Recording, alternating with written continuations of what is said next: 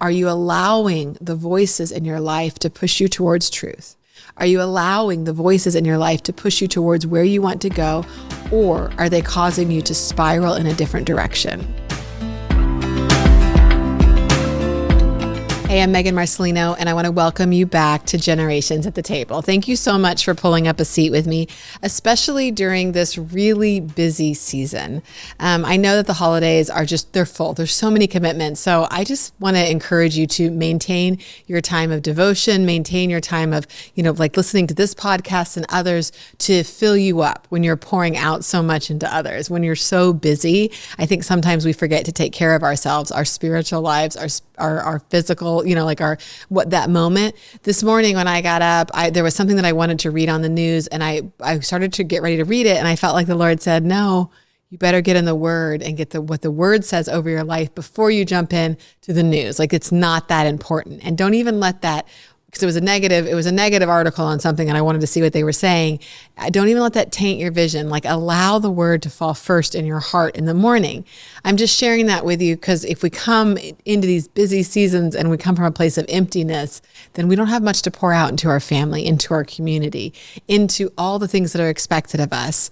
So today I want to talk to you about a scripture that has just been resonating in my heart. So much so that I was in the car today and I was talking to Rabbi and I said, you know how those scriptures just like hit you all of a sudden? You've read it 100 times, but it's just, you see it new.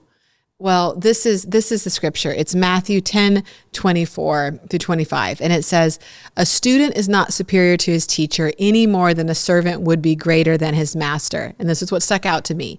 The student must be satisfied to share his teacher's fate, and the servant his master's. The student must be satisfied to share his teacher's fate. So today I want to talk to you about choosing the right influence and how this can shape your destiny, how who you follow after shapes your destiny. The disciples, they called Jesus Rabbi, right? Well, that is more than just teacher. What were they? They were disciples. And people would ask them, aren't you a disciple of? Their identity began to be rooted into the rabbi that they chose to follow. And so when we choose Rabbi Jesus, we are choosing as students that our fate would be linked with his, that we want what he has. But here's where it gets sticky and here's where it gets dicey. How do you do that with spiritual leaders or business leaders or mentors? And I began to go down a list of people that I know or people that I admire and ask myself, but do I want their fate? Would I want to be a student of them? Do I want their life? Do I want the fruit that I see in their business, their ministry, their family? So that's a hard question. And there were some where I was like, yes, that is something that I want to hitch my train to. I want to follow after. I want to begin to align myself with. And then there are some where I'm being fully transparent. I was like, yeah, I don't want that. I don't want to be in my 60s and see. I don't want that. I don't want to be in my. That's not what I want. So what does that mean? So again, the scripture says that the student must be satisfied to share his teacher's fate. So what is that telling us? That is telling us that where we put our ear, our spiritual guidance, our mentorship, our leaders, for whatever it is, whether it's a skill or a craft or your spiritual life or business, you better be satisfied with what the teacher's fate is, because that is where you are headed. That is where you are, seeking and moving to land your plane. So if you want someone to train you in something, let's say it's art or it's golf or it's tennis, then you better pick someone who is moving in the direction that you want to move, that has the skill set. And now here's the other challenge. I believe that in seasons, it's okay to pick someone that's just a step or two above you, right? Because you can glean from their wisdom because they just were very recently in your season. So I think that that's an okay thing to do. But when you're talking about something like your spiritual life, you better seek to align yourself ultimately with someone that is going very much in a direction of up the mountain that you want to go and that you're wanting to basically align yourself with. And so I don't know that we realize how much the people that we surround ourselves with influence our lives. And so sometimes that's why there's seasons where we have to pull back and just move into those secret places of the Lord and carry out what he has to do for us. And then there's other times where he's expanding our circle, expanding our network, shaping our paths, refining the outcome of our lives. And I think that this doesn't just apply to our spiritual life. This is our health, our finances, our relationships, our skills. I mean, do you notice that the people that you hang out with, their choices on health and lifestyle often impact yours? Like you begin to imitate one another. So you should choose friends and, you can't choose family, but you should choose friends and choose to surround yourself with people who are moving in the direction that you want to move. Your finances, you're going to learn good patterns. You're going to learn tips and secrets. But if you're struggling with your finance, is there someone in your life who is modeling a better financial practice than you? If not, can you find someone? Just even that next step up, because they are going to know what it is like to come out of where you are and move to the next level. And the same thing with like a skill set. If there's something that you want to learn, you want to train under, find someone who's a little bit better. But remember that you are moving in that season towards their baseline, or their ceiling. Wherever they're moving, that's where your direction is going. And so when that season is over, you're going to need to level up and get basically a new mentor in that area. So here's the thing. I think in the world, we face so much comparison. There's influences everywhere telling us who to be and what to think and how to feel. We find it in social media. We find it in our workplaces. We find it in our family. We even find it within the church. But it's crucial that we recognize that who we are and what we become is so often a reflection of what we align ourselves with. And that's hard, because that means we have to make some hard decisions about who am I surrounding myself with? What am I doing? But these choices determine and impact your destiny. I don't know if you realize how important that is. The people, your team around you impacts your destiny. Your family around you impacts your destiny. If you're going to go after it, you need people around you who are also going after it. We had friends this year sit down with us, and they sat across the table and they said to us, we don't fully understand everything that's happening in your life right now, but we are here with you. We are for you. We love you. We believe in you. And we know we can see God in this, and we know that God is going to work out the details. That is the kind of, I can't tell you how grateful I am for that relationship, but those are the kind of friends that we need. Those are the kinds of people you need, that even if they don't understand, they're cheering you on to reach your destiny in the Lord.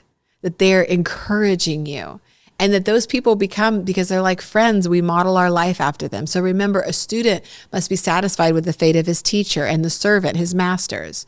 So let's talk about the path that we choose and the outcomes we receive, because I don't know that we so often link our outcome to our choices along the way.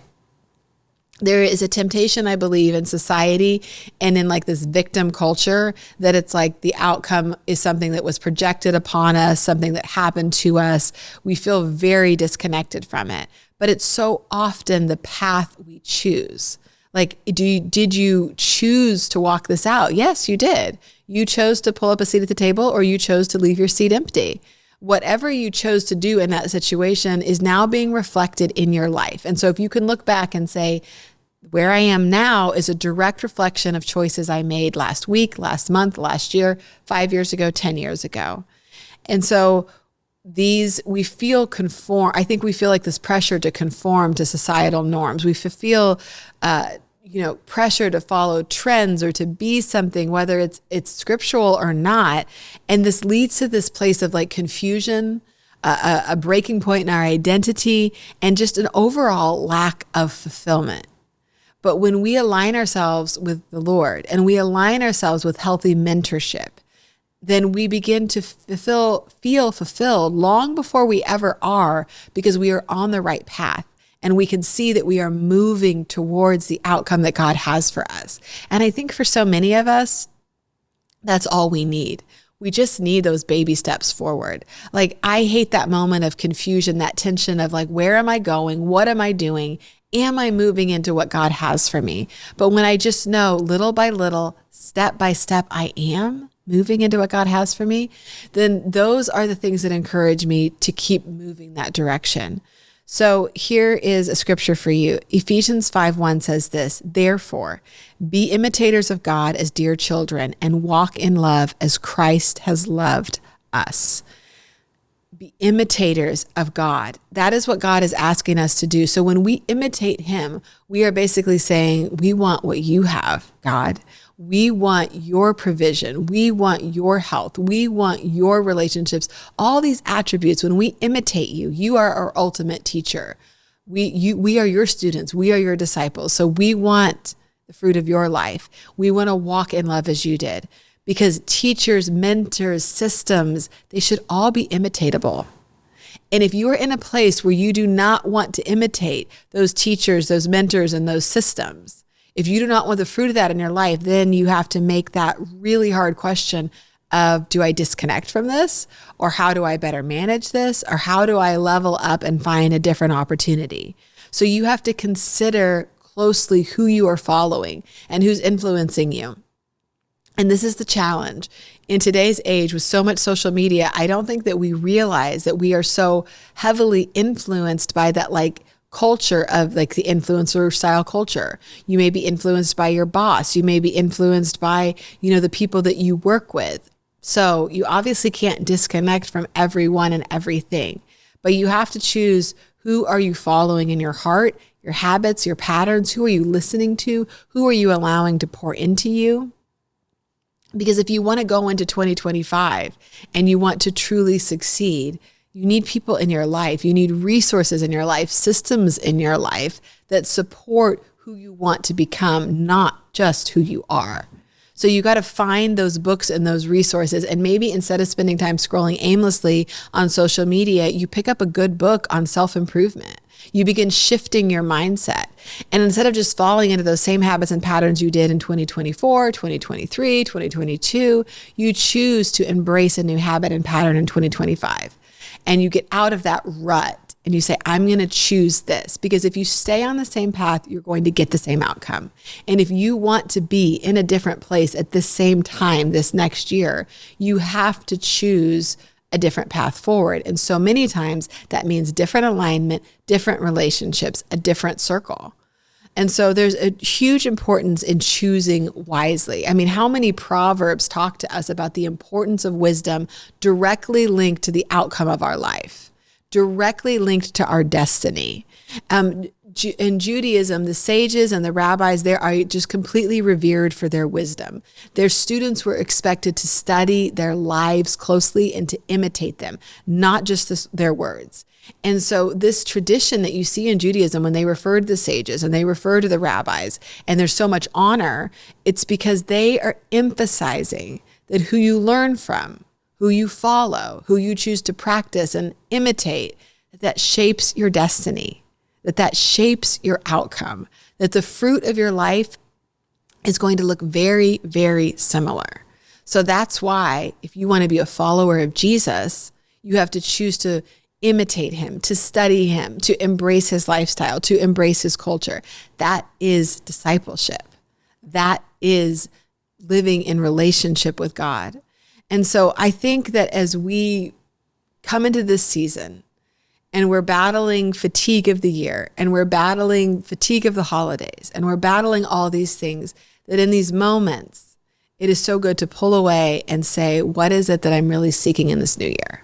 What is it that I really want? And I'm going to pause, and I'm not going to let myself become so drained and so worn out and so performance driven and so much listening to popular voices versus the truth that I miss this opportunity to shift into the new year that you have for me. That I miss this opportunity to embrace the character, the habits, and the patterns of who I want to be.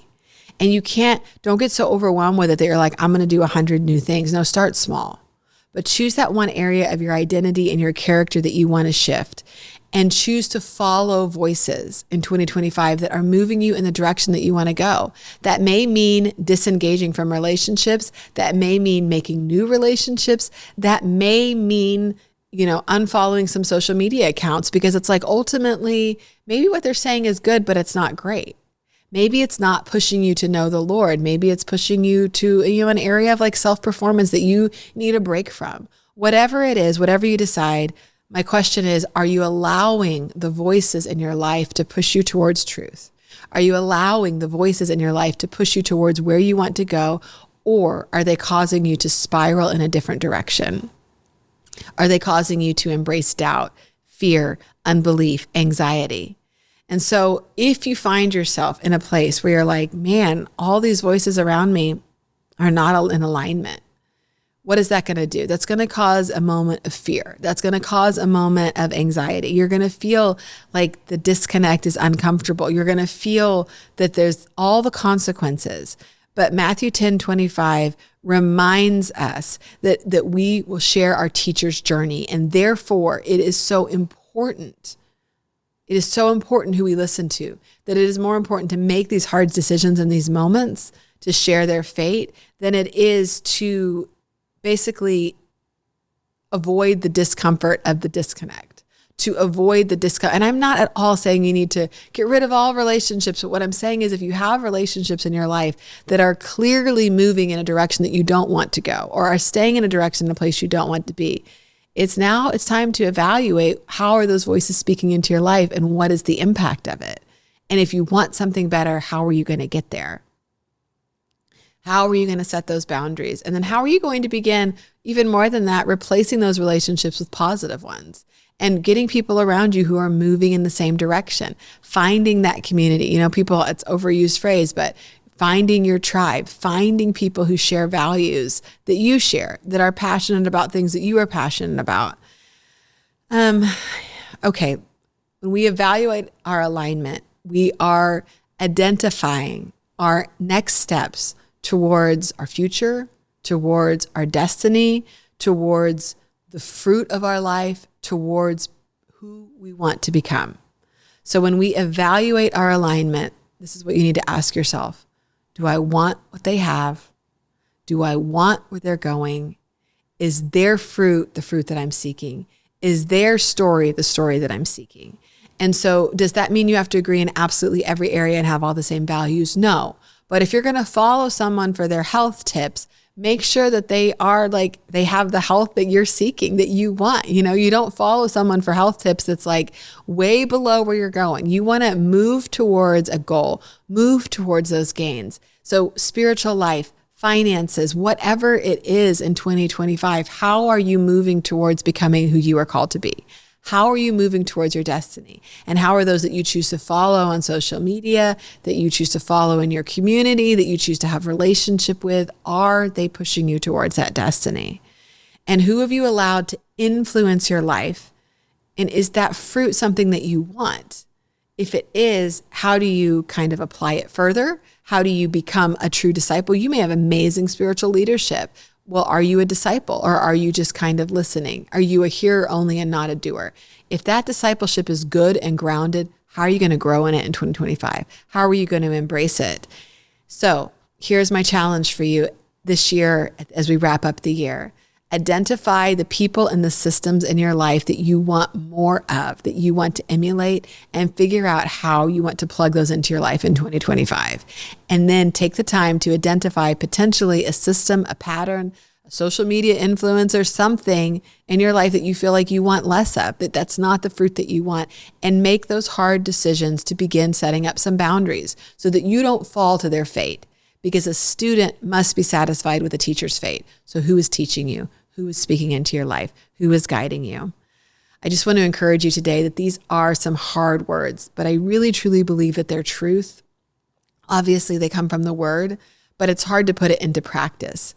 But I want you at the end of your life to be satisfied with the faith that you're living, the world that you are living, the destiny that you have unlocked. And so much of that is going to be a reflection of who you choose to follow, the systems, the people, the mentors, in the natural and in the spirit. Who are you following? What are you doing? What are you allowing to have input into your life? Because the input is determining the output. Thank you so much for joining me today. Thank you so much for pulling up a seat at the table. I look forward to being with you same time next week.